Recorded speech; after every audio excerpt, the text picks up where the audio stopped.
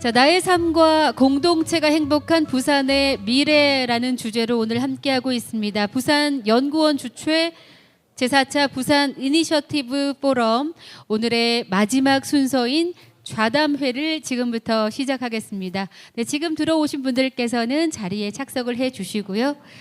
자, 오늘 자담회는 좌장을 맡아주신 신현석 부산 연구원장님과 또 김태환 한국보건사회연구원 선임연구원님, 그리고 손원일 부산연구원 책임연구원님, 또 이상림 서울대학교 인구정책센터의 책임연구원님, 마지막으로 허종호 국회 미래연구원 삶의 질 데이터 센터장님을 모셔서 지금부터 진행을 해보겠습니다. 자, 오늘 좌장을 맡아주신 우리 신현석 연구원장님께 마이크를 넘길 텐데요. 여러분, 시민이 행복한 부산을 위한 과제라는 주제로 함께할 마지막 자담회 귀 기울여 주시고, 또 토론이 끝난 후에는 적극적으로 질문도 주시고 오늘 이 시간에 함께 참여해 주시기를 부탁드리겠습니다. 그러면 좌장을 맡아주신 신현석 원장님께 여러분 큰 박수 부탁드리겠습니다.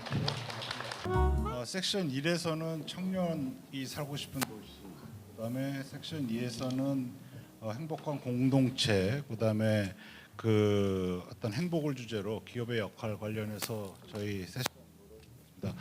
오늘 저희가 이거를 만든 그 부산 이니셔티브 포럼에서 논의하고자 하는 주제는 궁극적으로 저희가 그 정책을 만들고 또 그다음에 그 시행을 하고 청년뿐만 아니라 시민 정책을 만들 때 어떻게 저희가 그분들의 얘기를 듣고 그다음에 그거를 반영하고 그다음에 또 반영한 결과를 가지고 우리가 어떻게 환류, 피드백을 할 수 있느냐, 이 세 가지를 좀 너무 어렵지 않게 고민하는 그런 시간을 갖고자 했습니다.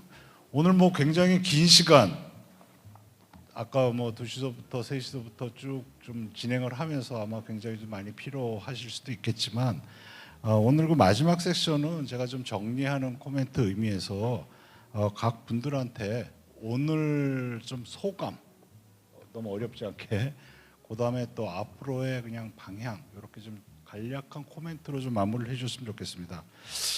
제가 이제 그 청년 세션에 있었는데 보통 그런 저희 때는 노래를 항상 이런 걸, 저도 저희 아들이 92년생이고 딸이 97년생이고 그렇습니다. 그래서 저야 이제 그 나름대로 가는 세대가 되겠지만 저희 어렸을 때는 보통 보면은 이 노래를 그런 거 부르거든요. 이 산호라면 째째하게 굴지 말고 가슴을 쫙 펴라, 이렇게 살아왔는데 가슴은 저희도 보면은 꽉 펴지진 않고 계속 웅크려들면서 어렵게 살아왔던 것 같습니다. 근데 저희 아들이나 딸 이렇게 노래하는 거 보면은 그 노래하는 그 가사나 모든 내용이 굉장히 틀려집니다. 저는 딱 한 가지를 얘기를 좀 하는데요. 저희가 후진국, 중진국을 넘어가고 선진국이 되는데 저는 뭔가 오늘 얘기 들으면서 뭔가 전환이 필요하다. 뭔가 사회적인 변화가 필요하고 인식의 변화가 필요하고 거기에 따라서 정책의 변화가 서로 세대 간에도 나름대로 공감을 가지고 만들어 나가야 될 굉장히 중요한 시점이라는 걸 저도 많이 배웠습니다. 그런 그 생각을 가지고 먼저 그 섹션 2에서 그 말씀을 하셨던 우리 김태환 그 연구위원님께 오늘 좀 마지막 그 코멘트를 좀 부탁을 드리겠습니다. 안녕하세요. 한국보건사 김태환입니다. 오늘 이렇게 좋은 자리에 말할 수 있도록 기회를 주시고 또 마지막까지 이렇게 토론할 수 있는 기회를 주셔서 되게 감사드립니다. 원장님 말씀하신 대로 인상에 남는 말은 마지막에 말씀하신 정책 패러다임 전환이 필요하다. 예, 절적으로 동의하고요. 현재 앞에 세션에서 말씀하신 것들 중에서 정책 패러다임 전환이 필요한 이유를 제가 생각하는 걸 말씀을 드리면, 시의원께서 앞에 말씀하신 것 중에 하나 특징적인 게 지금 정부 정책이 주로 노인, 아마 많이 들어보셨죠. 연금이라든지 기초연금이라든지 노인 일자리에서 노인 쪽에 관련된 노인 빈곤이 너무 심하니까 자살률이 높으니까 그쪽에 강화를 하고 있는 거 하나. 또 하나는 지금 이 세션 바로 앞에 있었던 청년들에 대한 이제 미래가 되게 불안하기 때문에 이분들을 지원하는 역할들이 지금 두 개로 지금 강화되고 있는데 실제로 가운데 있는 분들에 대한 정화 지원들은 거의 지금 우리나라 없는 상황입니다. 예를 들어 30대, 40대, 50대, 특히 40대 말에서 50대로 넘어가는 조기 은퇴라든지 이렇게 조기 퇴직하신 분들에 대한 새로운 직장을 나갈 수 있는 그 교육이라든지 이런 부분들이 상당히 빠져 있고, 또 하나도 30대, 40대, 50대가 우리나라에서 좀 빠져 있는 가장 큰 이유가 여기는 충분히 일을 할 수 있고 노동시장에 참여할 수 있는데 국가가 여기를 왜 도와줘야 되느냐는 이런 생각이 아무래도 우리나라 저변에 있기 때문에 좀 많은 정책들이 만들어지지 않고 있는데, 실제로는 봤을 때 국민들이 많이 격차를 느끼고 피부로 도움을 많이 필요로 하는 세대는 아마 요 세대라고 볼 수 있는 이유가 30대면 이제 막 결혼을 준비하시거나 결혼하려고 그러면 많은 자본이라든지 이런 것들이 필요한데 국가보다는 부모로부터밖에 받을 수 없는 문제들. 또 40대에서 이렇게 50대 초반으로 넘어갈 때는 이제 자녀들이 중학교를 가거나 고등학교를 넘어갈 때 이 교육의 문제. 앞에 섹션에서도 지금 시의원께서도 본인이 가장 느끼는 것들 중 하나가 교육 격차를 얘기하시는 게, 현재 부산시 내에서도 어느 지역은 학생 수가 많고 어느 지역은 학생 수가 적다 보니까 이로 인한 교육 격차 문제가 있듯이 이 40대에서부터 50대 초반에 계신 부모님들 같은 경우 이 자녀를 좀 안정적으로 교육을 시켜서 더 좋은 데로 나가야 되는데 이런 부분이 빠져 있는, 국가에서는 지금 지방교육재정교부금이라고 해서 60조 이상의 큰 돈을 교육에 쓰고 있지만 실제로 필요로 한 데는 못 가고 있기 때문에 아까 아마 의원님께서 말씀하신 것처럼 이런 부분들에서 좀 재원이 있다 그러면 이런 부분들을 도울 수 있는 제도들이 만들어질 필요가 있고요. 그래서 중요한 거는 지금 이 끼인 세대라고 아까 의원님 말씀하신 대로 30에서 60대 사이에 있는 이분들을 우리가 어떻게 지출도 줄여줄 수 있는, 주거 부담을 줄여주고 자녀 교육에 대한 부담도 줄어들면서 미래를 준비할 수 있는, 아마 이분들이 결국 나중에 노인이 되시면 또 노인 빈곤으로 넘어갈 수 있기 때문에 그걸 사전에 막을 수 있는 이런 것들이 좀 우리가 정책적으로 좀 바꿔서 꼭 40대라든지 50대가 안정적인 세대라는 것이 아니라는 것을 좀 우리가 인식해서 그분들을 도울 수 있도록 하는 제도들이 좀 만들어지면 어떨까. 특히 이제 현 정부에서 얼마 전에 발표한 대로 자영업자들이 대부분 이 세대에 있습니다. 근데 자영업자에 대한 지원이 우리나라는 또 상당한 사각지대이기 때문에 이런 부분들을 좀 도울 수 있는 것들이 필요하다 보고요. 또 앞 섹션에서 가장 크게 강조한 부분들이 기업에 대한 역할들이 중요하다는 것들을 많이 말씀해 주시는, 저 역시 크게 동의한다. 근데 큰 기업도 있지만 강한 기업들도 많이 유치해서 그 강한 기업의 청년들이 많이 일할 수 있도록, 그리고 또 아마 조기 은퇴하신 분들이 새로운 교육을 통해서, 직장 교육을 통해서, 직업 교육을 통해서 그런 기업으로 넘어갈 수 있는 것, 징검다리를 만들어주는 이런 정책들이 좀 필요하지 않을까 생각하는데요. 제가 좋아하는 프로그램 중에 하나 보면 EBS에 보면 그 극한 직업이라는 것들이 있습니다. 극한 직업을 잘 보시면 되게 어려운 직업인데 50대 되신 분들이 가서 일을 하시는데 직장 경력은 20년, 30년 되신 분도 있지만 짧은 분들도 있습니다. 그 이유가 결국에는 원래 하시던 원직장에서 그만두시고서 잡을 찾아서 가다 보니까 그런 쪽으로 갈 수밖에 없는.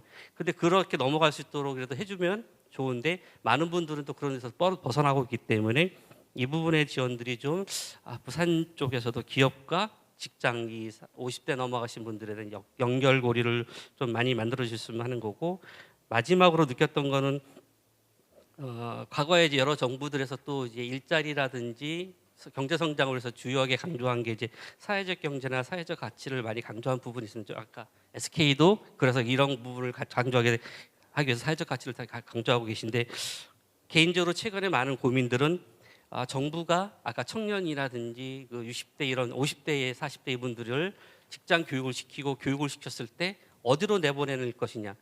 지금 정부 정책은 주로 교육만 시키면 된다고 생각하는데 실제로 교육을 시켰지만 갈 데가 없으면 아무 의미가 없는데, 갈 데를 만들어준다는 게 지난 정부 쪽까지는 주로 사회적 경제를 많이 강조했는데 저도 지금 많이 고민하는 게 과연 사회적 경제가 지금 늘어나는 청년이나 이 중고령층 혹은 중장년층 30대 40대를 받을 수 있느냐 이런 걸 생각해 보면 사회적 경제는 아무래도 이제 복지라든지 서비스 파트에서의 강조점이 있다 그러면 이분들을 받을 수 있는 캐퍼는 결국에 제조업이라든지 일반 기업이 중요하기 때문에 이런 일반 기업들이 이쪽에서 사회적 경제도 있지만 일반 기업들이 부산에서 안착하고 충분히 일자리를 창출할 수 있는 이런 부분들을 만들어 주신다 그러면 이쪽 부산 쪽에서 이렇게 만들어 주신다 그러면 현재 수도권으로 가려고 하는 이 청년이라든지 그리고 일자리가 좀 불안정한 이 중고령층이라든지 30, 40대 분들이 계속적으로 이 부산에서 남아서 일을 하면서 행복도 높이고 자기 자녀가 여기서 안정적으로 생활할 수 있도록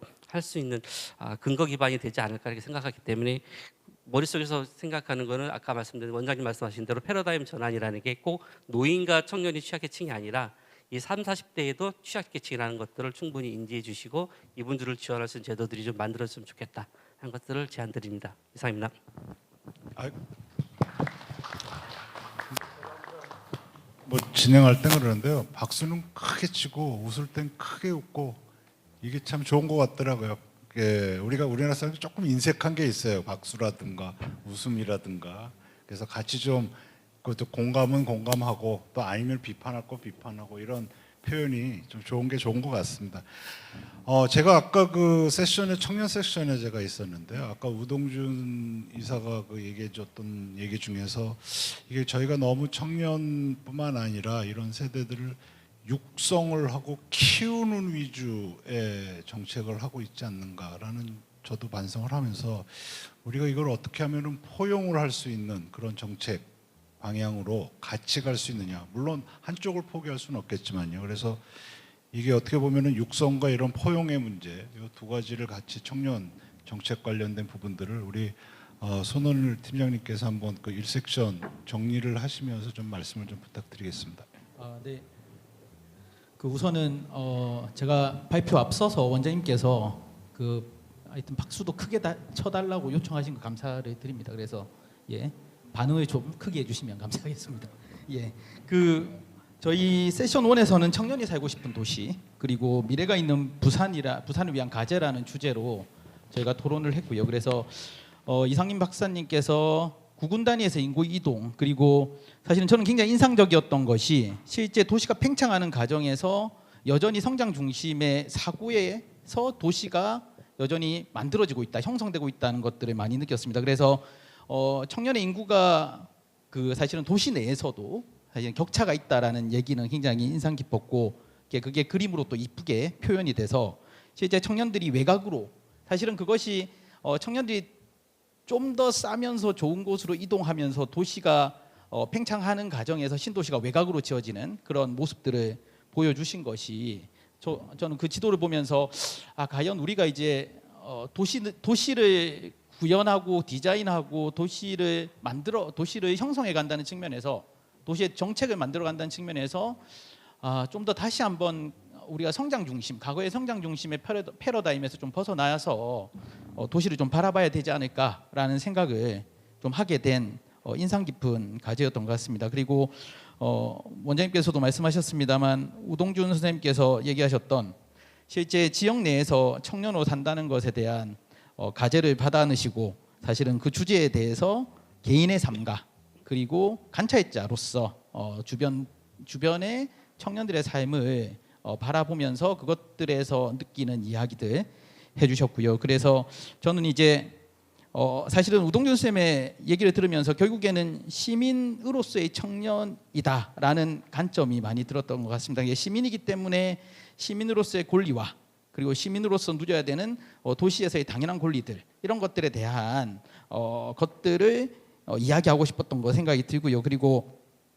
인상적이었던 것은 어쨌든 이 끌어당기는 요인과 밀어내는 요인. 그래서 끌어당기는 요인은 결국은 안전, 그리고 밀어내는 요인으로서는 폭력과 박해라는 이야기를 하면서 나름의 방식으로 또 정책적 제안을 해주신 것들을 저는 보면서 저건 좀 연구에 써먹어야겠다 이런 생각을 좀 하게 된 것 같습니다. 그리고 이후에 토론으로 이제 저희 강보배 제주도 청년활동 지원팀장님 그리고 배영숙 의원님 그리고 신동훈 박사님께서 참여를 해주셨는데 그 강보배 팀장님은 사실은 제가 좀 지금 가셨는데 이적을 소개해드리면 원래 제주도에 청년 활동을 하셨던 청년 활동가입니다. 근데 이후에 기회가 생겨서 제주도에서 공모형으로 그래서 그 임기제 공무원으로 청년 활동 팀장을 모집해서 거기에 지원하셔서 사실 지금 공무원 활동을 하고 공무원 생활을 하고 계시는 거거든요. 그래서 그러다 보니까 사실은 예전에 국무조정실 산하의 청년정책조정위원회 위원이기도 했고 해서 사실은 전체적인 시각에서 청년의 전달 체계, 정책의 전달 체계나 그리고 청년의 문제, 청년이 당면한 문제들을 굉장히 좀 허심탄회하게 얘기를 많이 해주셨습니다. 그래서 특히나 저는 좀 인상 깊었던 얘기가 제주에서의 상황. 그래서 제주도가 수출하는 게 1위가 뭔지 아십니까? 반도체입니다. 그런 얘기들 막 하셨거든요. 그래서 아주 우리가 알고 있는 것과 다른 상식과 다른 얘기들을 좀 해주시면서 그런데 굉장히 비판적으로 결국에 첨단 산업이 오더라도 거기서 일하는 사람은 소수다. 결국에 청년의 일자리가 만들어지지 않는다. 그렇다면 청년의 일자리를 어디서 만들어지냐? 결국엔 로컬이 답이다라는 이야기셨던 것 같습니다. 그래서 우리가 정책에 있어서 기업 유치 중심의 정책들을 굉장히 강조했는데 사실은 나가는 기업에 대한 아까 우동준 선생님께서도 강조했지만 나가는 기업에 대해서 어떻게 잡을 것인가 그리고 강구배 팀장님께서 얘기하셨던 것처럼 로컬에서에 있는 지역의 특성을 살릴 수 있는 기업들 그 작은 기업들 이 기업들을 어떻게 우리가 육성하고 성장시킬 건가에 대한 정책도 함께 더불어서 중요하다는 말씀을 해주셨는데요. 그것도 저는 굉장히 좀 인상 깊었습니다. 그리고 배영수 의원님께서는 부산시의 노적 그리고 의회의 노적 특히나 이제 일자리 창출 결국에는 청년 패널 조사에서도 나왔지만 결국에 청년들이 떠나는 주된 이유는 일자리 문제이기 때문에 그것을 어떻게 해결할 것인가에 대한 정책적 노력들을 하기 위해서 시의회 차원에서 하시고 계시는 노력들에 대해서 이야기를 들으면서 결국에는 이게 우리 청년들의 문제를 사실은 모두가 고민하고 있구나라는 생각이 들어서 좀 반가웠다라는 생각이 들었습니다. 그리고 우리 신동훈 박사님께서는 사실은 저도 굉장히 공감하는 게 관련 연구를 하다 보면 막 그 지하철에서 막 광고 같은 게 그냥 허투루 안 보이거든요. 그래서 막 두드러지고 잘한다 이러는데 사실은 근데 그거를 보는 입장에서는 관심 있기 때문에 두드러지게 보이는데 근데 이제 사실 과연 청년 당사자 입장에서 그것이 과연 정책적 효과가 있을 거냐 정책적 관심을 불러일으킬 건가에 대한 의문을 제기해 주시면서 사실은 굉장히 중요한 게 게이트웨이다. 그래서 정책이 게이트웨이를 어떻게 만들어가고 청년들이 그곳에만 가면 모든 정책을 다 알 수 있다. 청년 정책뿐만 아니라 사실은 청년 당사자도 시민이기 때문에 시민으로서 육아에 대한 지원 그리고 주거에 대한 지원 청년의 문제가 아니거든요. 그러니까 청년만의 문제는 아니라고 생각이 듭니다. 혹은 복지의 문제 이런 것들에 대한 토탈적인 서비스를 어떻게 하면 받을 수 있도록 청년들의 접근성 아무래도 청년들은 기성세대에 비해서 정보나 경험들이 상대적으로 부족하기 때문에 그 부족 부분을 메워서 정책적 공백을 해소할 수 있는 노력들이 필요한 게이트웨이에 대한 측면에서 정리를 해주셔가지고 저는 굉장히 좀 배웠습니다. 그래서 이런 부분에서 좀 더 고민을 해야 되겠다라는 생각이 들었습니다. 그래서 총평을 말씀드리면 어쨌든 세션 1에서는 저 빼고 다 잘했다 이렇게 마무리하면서 인사를 드리겠습니다. 감사합니다. 예, 손 박사님 정리를 너무 잘해주셨고 큰 박수를 받으셨습니다. 오늘 저희가 특별히 지금은 자리를 뜨셨지만은 카톨릭 대학 홍경환 총장님을 좀 모셨던 저나 저희 좀 의지가 좀 있었습니다. 그게 뭐냐면은 아까 젊은층, 청년, 노인, 낀 세대 이렇게 얘기를 또 하지 않습니까? 모든 계층의 어떤 차이라든가 아니면 또 그거에 대한 나름대로 그 차별적인 부분, 그다음에 인식의 그 차이점을 메꾸는 게 저는 사회의 어떤 공동체가 좀 다시 좀 재구성이 되고 좀 살아나야 되지 않느냐. 서로 다름은 인식하는데 서로 같이 할 수 있는 부분들을 어떻게 하느냐, 만들어 나가느냐가 아무래도 신부님이시기 때문에 그래도 종교적인 측면이나 공동체 측면에서 좋은 말씀을 해주시고 또 앞으로 좀 많은 도움을 얻고자 저희가 모시는 의지가 있었습니다.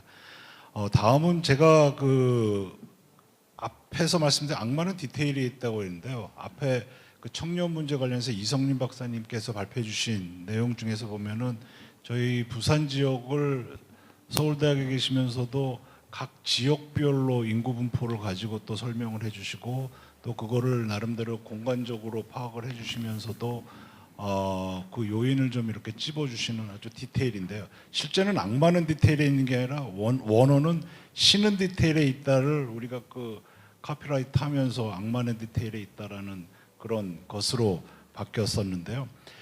이성윤 박사님한테 한번 좀 다시 한번 그와 같은 좀 상세한 분석 기반과 그다음에 또 청년뿐만 아니라 저희 사회 문제 전반적으로 그다음에 지역 문제 관련해서 좀 코멘트 마무리 코멘트 좀 부탁드리겠습니다. 예, 되게 힘든 과제고 힘든 얘기인데요. 저 사실은 2월 때까지 한국보건사회 김태현 박사님 계신 한국보건사회연구원에 있다가 나와서 정규직에서 비정규직이 돼서 지금 연구 활동을 하고 있고요. 그 전에는 우리 청년정책 만들 때 청년정책 공무조정실에 파견을 가서 청년정책 추진단에서 요거를 만들어지는 과정을 눈으로 봤어요. 제가 뭐 한 건 별로 없고. 그러니까 굉장히 복잡해요. 지금 사실 제가 나온 이유 중에 하나가 저희 저출산 문제가 예전처럼 달달하지가 않습니다. 이렇게 복지만 하면 되는 그런 문제가 아니라 지금은 정치적으로 굉장히 갈등이 날 수밖에 없는 구조로 막 발전이 되고 있거든요. 다른 얘기 하나 할게요. 농촌 얘기를 하는데 저 귀농 귀촌을 좀 많이 합니다. 정책 차원에서. 농촌과 농민과 농업이 다 달라요. 농업을 살리기 위해서는 농업의 산업화가 필요하고 토지들을 모아야 돼요. 근데 농촌을 살리기 위해서는 귀농 귀촌을 한단 말이에요. 귀농 귀촌은 농지를 쪼개는 정책이에요. 그러니까 앞으로 갈 방향과 안 맞아요. 농촌이 어차피 한계에 다다라서 어차피 그 산업화 민영 이런 자본화를 하자는 게 아니라 한계에 다다랐을 때 대안은 결국 전 농토를 모아서 약간 규모를 합치면서 산업화로 가는 게 맞다고 저는 생각을 하는데 그러니까 이게 지금 달라요. 이런 거는 우리 주변에 상당히 많아요. 우리 사회가 구조조정을 해야 되고 산업을 고도화해야 되는 게 답인데 지금 이민정책 받자고 한 이민정책은 단순 노동자들이 들어온단 말이에요. 이건 방향이 어긋나는 거예요. 우리가 가야 할 방향과 현재 방침이 다른 거고. 청년 복지가 빈 구멍이 많고 수혜를 못 받고 있는 것도 많고 지자체에서 제대로 못 하고 있는 것도 어느 지자체 부산뿐만 아니라 많은데 그럼 반대로 보면 수혜율을 높이면 부산을 떠나는 청년들이 줄어드나? 또 아니거든요. 그러니까 문제가 쉽지가 않아요. 이게 어떤 관점, 현 시점을 볼 것인가, 미래를 볼 것인가. 저는 발표의 주제가 그 인구 위기에 대한 해법이었어요. 미래를 바라보는 해법으로서 얘기를 했지만은 현재 관점도 달라요. 또 이게 또 섞이기도 있어요. 도시가 저는 계속 부산이 이 구도심을 버리면서 외곽으로 계속 확장되는 정책을 갔는데 그러면서 아까 윤 선생님 발표하시면서도 산재 얘기를 하셨는데 산재가 버린 도시 안에서 나와요. 버린 도시에서 버려진 산업 안에서 버려진 청년들이 그 계층에서 나오는 거예요. 그러니까 굉장히 복잡해요. 어느 한 가지 시점으로 바라보기에는 너무 복잡해서 게다가 우리는 지금 불가피하게 인구가 확 줄어들고 대학이 확 없어질 수밖에 없는 상황. 대학이 없어진다는 끔찍한 거예요. 그 많은 교수님들, 그 많은 교직원들이 다 실업자가 되는 거예요. 그거 얼마 안 남았어요. 부산은 괜찮겠지? 전혀 그렇지 않습니다. 굉장히 우리는 큰 파도가 지금 오고 있는데 어떤 시점을 우리가 어디 있는 시점을 포인트를 잡고 우리의 답을 해줘야 되는가? 이것도 되게 어려운 문제예요. 아까 김태현 박사님은 제가 존경하는 김태현 박사님, 정청래 지금 진짜 존경이 맞지 않나? 낀 세대라고 하셨는데 대한민국 낀 세대 아닌 사람이 어디 있어요? 전 항상 낀 세대 모든 사람들이 낀 세대라고 들었어요. 50대도 자기 낀 세대라고 그랬고요, 60대도 자기 낀 세대라고 했고요, 지금 70대 자기 낀 세대로 80대 애들도 지금 자기가 저 애들이라고 하는데 제가 보기에는 친구들도 자기 낀 세대래요. 90년대생도 자기 낀 세대래요. 지금 우리가 살기 힘든 거죠. 우리가 복지를 왜 해야 되지? 전 청년 정책에서 제일 못 풀고 나온 정책이 청년 정책을 왜 해야 되지? 청년이 어려우니까 하지. 대한민국은 다 어려워요. 왜 청년이라는 틀로 지원해 줘야 되지? 그리고 대한민국이 가지고 있는 지역이라든가 대한민국이라는 큰 나라이긴 하지 않더라도 우리 지역 사회가 공동체가 무너지고 인구 위기 속에 무너지고 있는데 우리는 어떤 선택을 해야 되지? 아까 우리 세션에서 전세 사기 얘기도 하셨는데 전세 사기는 사실은 전세금 대출 확장해서 나온 거예요. 전세금 대출을 양도 옛날에는 1억짜리 집을 사면 대출 전세 3천만 원밖에 안 줬는데 지금 7천만 원, 8천만 원 다 주잖아요. 게다가 이제 보험으로 보호도 해줘요. 그러니까 마구 막 전세값이 오르는 거, 그러면 집값도 오르고 사기도 막 생기고 그런 거예요. 그러니까 우리가 지금 굉장히 복잡한 양상, 그리고 복잡성은 더 심각해지고 이 복잡성이 그냥 굉장히 난해한 문제가 아니라 이해 당사자들이 충돌하고 정책에 다른 우리 예기치 못했던 부작용들이 나오고 우리가 현재 풀어야 될 문제는 이거지만 미래의 문제와는 상충하고 하는 관계에 있다는 거. 그래서 제가 마지막 제 발표의 결론이 우리가 어떤 방향으로 가야 될지의 방향성에 대한 우리가 합의가 있어줘야 돼요. 이거는 또 다른 차원입니다. 정책 차원과 넘어선 정치의 차원이고요. 되게 힘든 문제입니다. 그러니까 이건 저는 좀 고통스러운 시간이었다. 굉장히 많은 얘기들이 풀지 못한 숙제들이 떠오르면서 근데 뭐 어떡해요. 우리가 뭐 그냥 안 살 것도 아니고 답을 찾아야 되겠죠. 근데 굉장히 복잡한 얘기들을 담아내면서 시야를 넓히면서 해야 되고 정책에서는 그거에 대한 거버넌스도 다시 고민을 하고 또 정책 당사자 계신 분들도 여러 가지 역량 강화가 필요하고 앞으로 올 파도가 세기 때문에 우리가 준비하는 것도 굉장히 더 많이 해야 된다고 생각을 합니다. 뭐 답 없는 얘기 뭐 했습니다. 네, 이상입니다.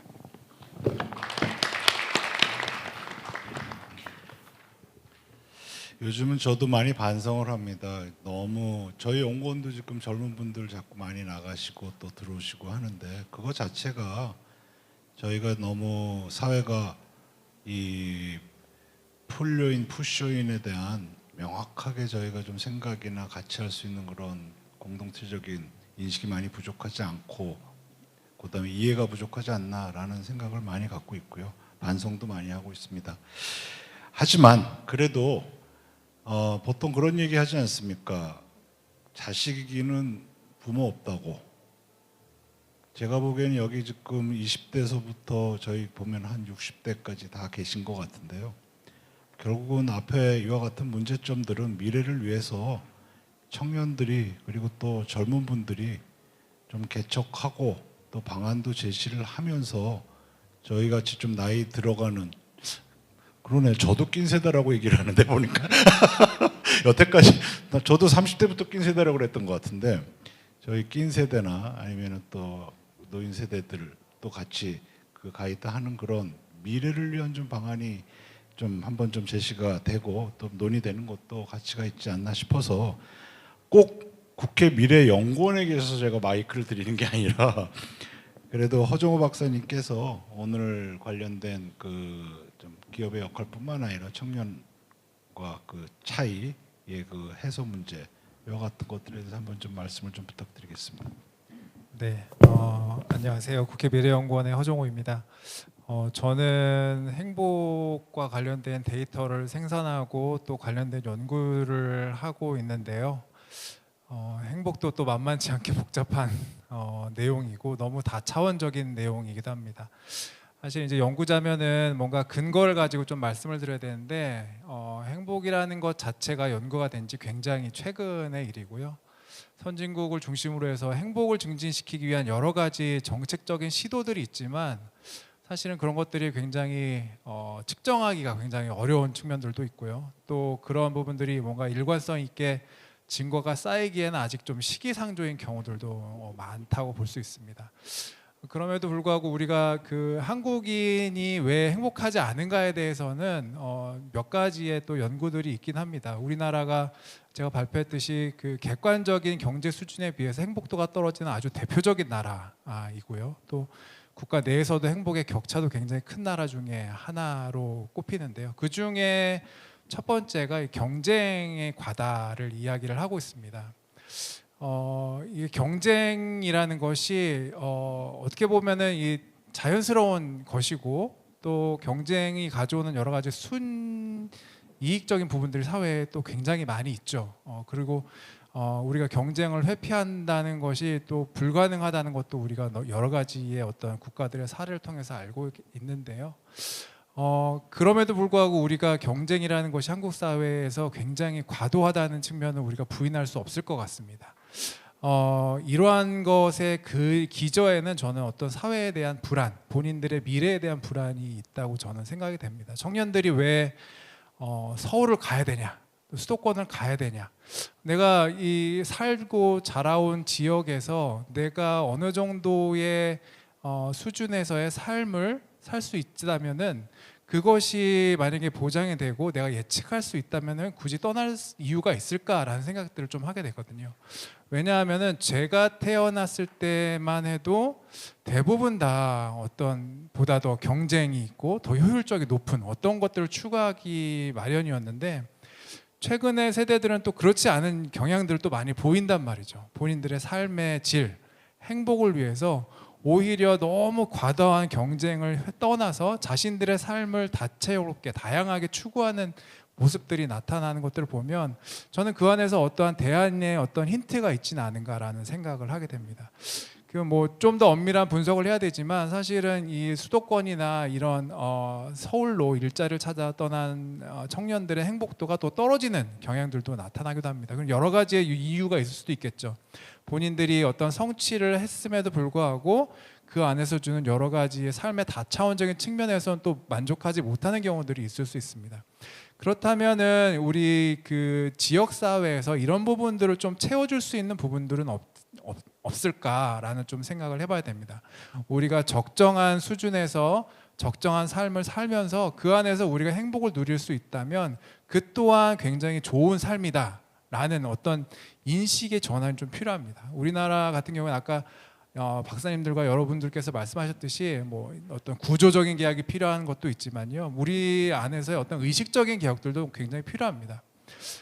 삶의 질이고 행복이 중요하다고 얘기를 하지만 우리가 생각할 때, 여러분이 생각할 때 단기적이고 중기적인 목표가 과연 행복인가를 한번 생각해 보실 필요가 있어요. 내가 어느 정도 더 행복해지기 위해서 필요한 것은 당연히 또다시 뭐 경제 개발이다, 돈이다, 이런 얘기로 또 돌아가는 것은 아닌가 좀 생각해 볼 필요가 있습니다.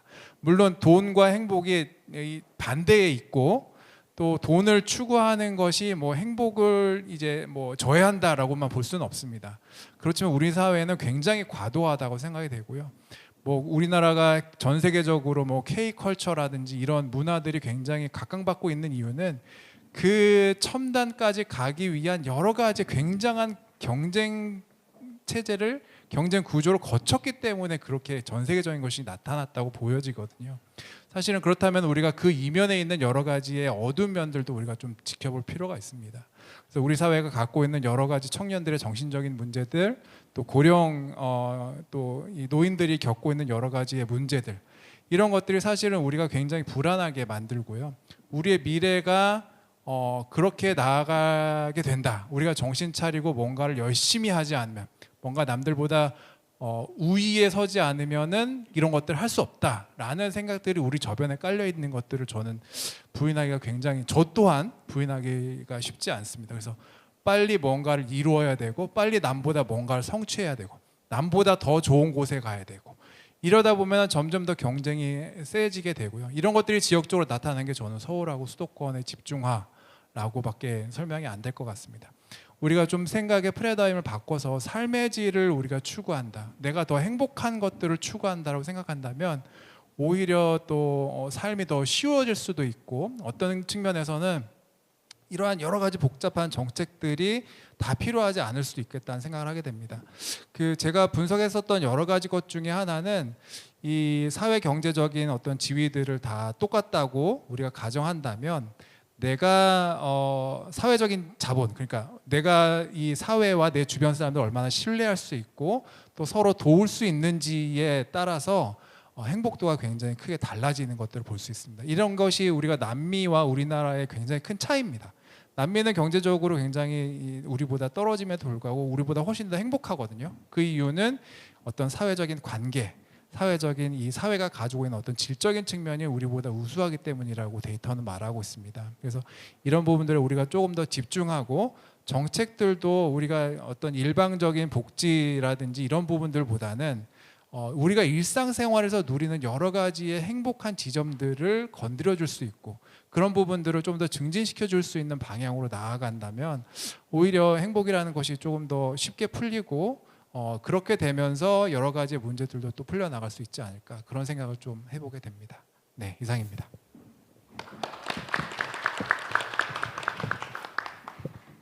네, 감사합니다. 시간이 많이 지났네요. 오늘 청년 그다음에 시민 행복 관련돼서 굉장히 많은 말씀들도 듣고 또 많은 토론이 있었던 것 같습니다. 제가 그 학생들한테 저도 이제 부산대학에서 한 25년 이상 대학 교수를 하다가 여기 잠시 와 있는데요. 물어보면은 그런 걸 물어봅니다. 우리가 부탄이나 아니면은 네팔 저도 여행을 가면은 행복 지수가 제일 높은데 거기 가서 살까? 그러면 또 거기 가서 사는 거는 또 아니란 말이에요. 저는 그 행복이라는 주제를 가지고 제가 조금 말씀드리는 건 뭐냐면 제 방에 이 셋엄서부터 그 저 잡풀들을 저는 키웁니다. 그 이제 연구실에서 들어오거든요. 잡풀이에요. 알고 보면 왜냐면 길거리에 있는 거 푸는데 5가지 종류의 똑같은 풀을 똑같은 조건이라고 맞춰준다고 물과 흙과 그릇을 똑같이 맞춰줘도 5개 풀이 자라는 게 다 틀립니다. 크기도 틀리고 잎사귀 크기도 틀리고 색깔도 틀리고 제가 보기에는 앞에서 우리 저 허 박사님 말씀하셨듯이 행복이라는 거는 저희가 서로 다름을 좀 인정하고 다양성에 대한 그 사회가 인정을 해주고 또 반면에 자기에 대한 사랑이죠. 자기 사랑이 없이는 행복할 수 없다라는 그런 생각도 너무 좀 센티하게 들면서 오늘 좀 마무리하면서 저 플로어에서 혹시 하고 싶으신 말씀 있으신 분들 몇 분 이렇게 같이 좀 말씀 듣고 마무리를 할 수 있도록 하겠습니다. 그리고 오늘 이 하는 거는 저희가 세션을 다르게 했기도 했지만 저희 연구원에서 이니셔티브 포럼은 올해부터는 다 동영상 촬영을 저게 무슨 뭐 텔레비에 나오는 게 아니고요. 동영상 촬영을 해서 저희 연구원에 이니셔티브 포럼별로 세션별로 다 올려놓을 겁니다. 저는 뭐 그리고 서로 같이 볼 수 있고 뭐 발표하신 분들한테는 좀 죄송하지만 이제 올려놓는다는 의미가 뭐냐면은 같이 좀 공유하고 또 시민들도 좀 같이 보고 또 정책하는 사람들도 여기 안 와요. 정책하는 사람들이 와서 좀 듣고 좀 전문가들 얘기도 좀 듣고 해야 본인들도 공부도 하고 배우고 정책하는데 반영을 하는데 앞에서 많이 왔다 가셨지만은 저는 그 정책하는 사람들도 이 현장의 얘기를 반드시 듣고 가야 된다 이런 생각을 갖고 저희가 좀 녹화를 하고 있거든요. 그래서 그런 부분 좀 생각을 해주시고요. 말씀 좀 한번 혹시 저 우 이사님 뭐 간략하게 좀 한번 말씀을 얘기를 좀 하세요.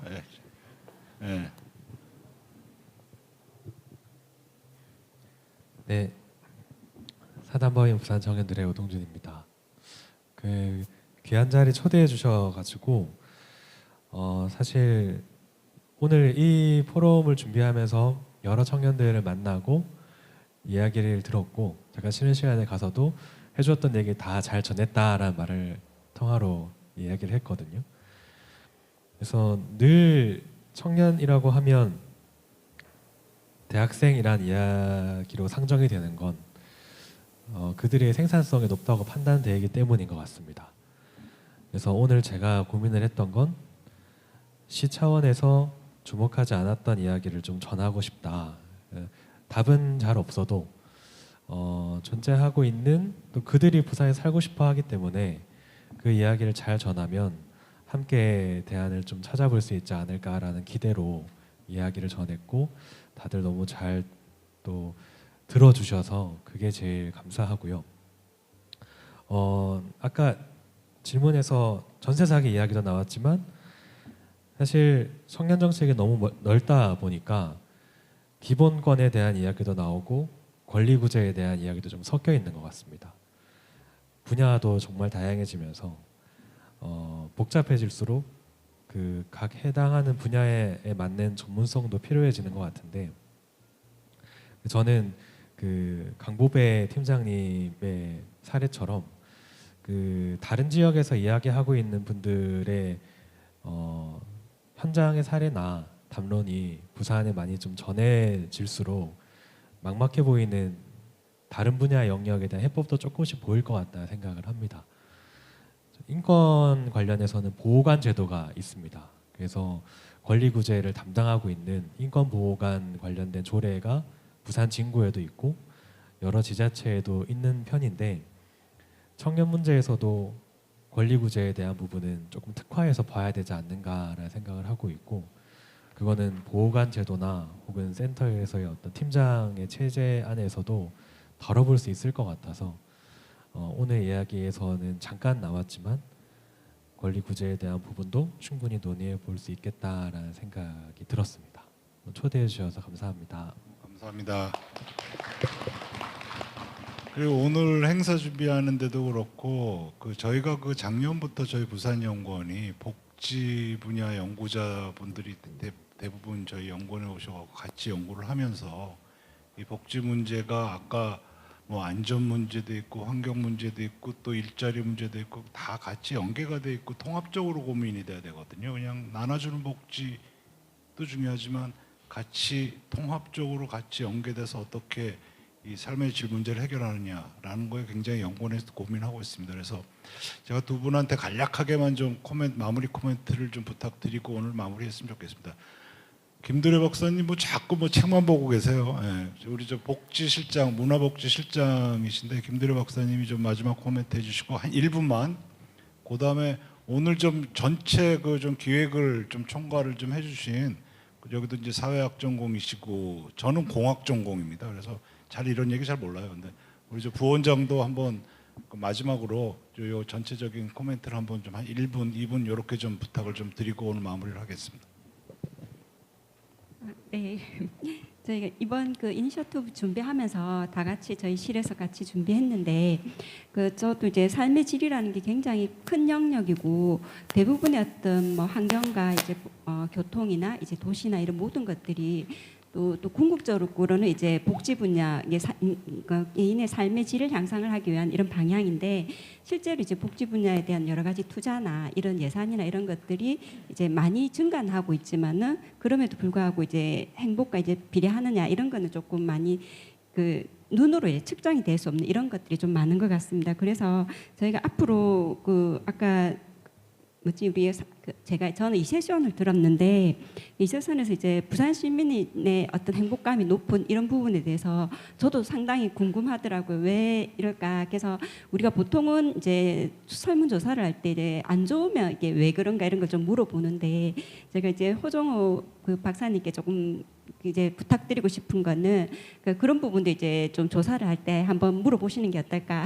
그래서 저희도 상당히 궁금하거든요. 그렇게 하고 굉장히 좀 기반적으로 이제 굉장히 좋은 조건인 것 같습니다. 이제 주관적으로 이제 좋은 행복을 느낀다는 거 좋은 조건인데 저희가 이제 복지를 이래 하다 보면 이제 지표를 조금 안 좋은 부분도 많이 보게 되고 근데 그것들을 이제 저희가 이제 연구원에 와서는 이제 다른 분야의 연구들하고 같이 해서 조금 더 이제 좀 저희 이제 복지 분야 박사님들이 이제 더 같이 잘 할 수 있도록 노력하겠습니다. 네, 이상입니다.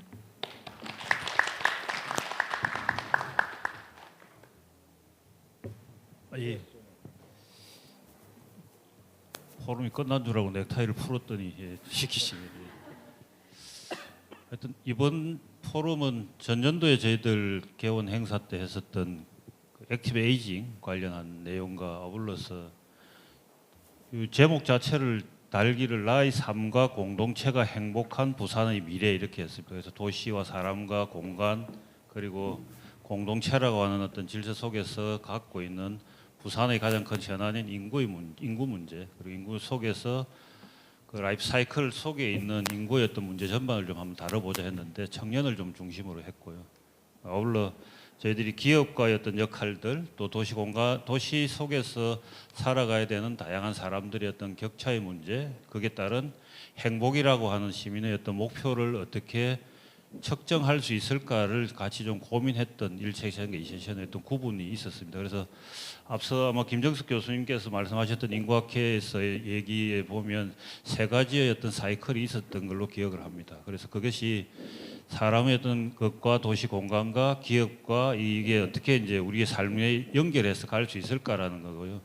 여기서 아마 공동체와 행복한 부산의 미래는 좀 있었던 것 같은데 나의 삶이 좀 빠져 있지 않나 생각이 듭니다. 그래서 나의 삶에 대한 고민들이 같이 좀 있는 그런 시간들을 함께 했으면 좋겠다는 취지로 만들었는데요. 이게 잘 전달이 되었는지는 잘 모르겠습니다. 그래서 이런 기회를 통해서 저희들이 연구의 어떤 과제를 지금 현재 이제 내년도 연구 과제도 발굴을 하고 있고 그래서 지역민들의 어떤 많은 얘기들을 통해서 저희들이 보다 나은 연구 과제들을 좀 더 만들고 정책적으로 좀 기여할 수 있는 그런 방향으로 나아갔으면 좋겠다는 말씀을 좀 드리면서 간략히 뭐 줄이도록 하겠습니다. 고맙습니다. 예, 감사합니다. 혹시 여러분들 아세요? UN 해비텟의 첫 번째 스트래티지 전략이 NLB입니다. No one left behind.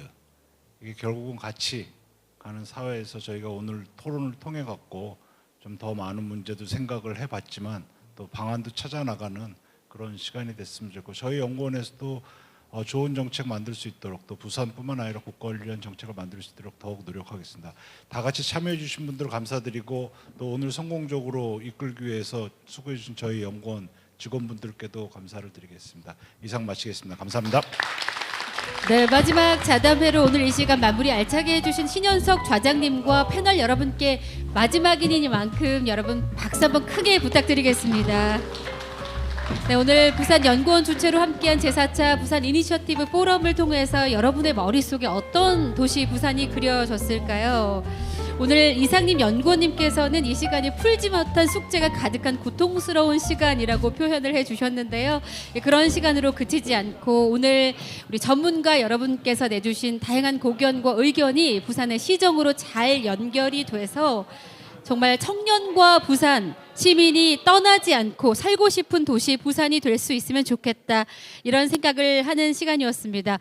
오늘 이 자리 주제 선정부터 모든 준비에 만전을 기해 주신 우리 부산연구원의 신현석 원장님과 또 부원장님을 비롯해서 모든 직원 여러분께 마지막으로 힘찬 박수 한번 부탁을 드리겠습니다. 네, 고생 많으셨습니다. 오늘 기조 강연, 주제 발표, 토론에 참여해 주신 모든 내외빈 여러분과 참석자 여러분께 다시 한번 진심으로 감사의 인사드리겠습니다. 앞으로도 부산 연구원에서 주최하는 이니셔티브 포럼에 여러분의 많은 관심과 애정 부탁드리겠습니다. 오늘 참석해 주신 모든 여러분께 다시 한번 진심으로 감사의 인사드리고요. 목적지까지 가시는 길 안전하게 돌아가시길 바라겠습니다. 함께해 주신 여러분 감사합니다.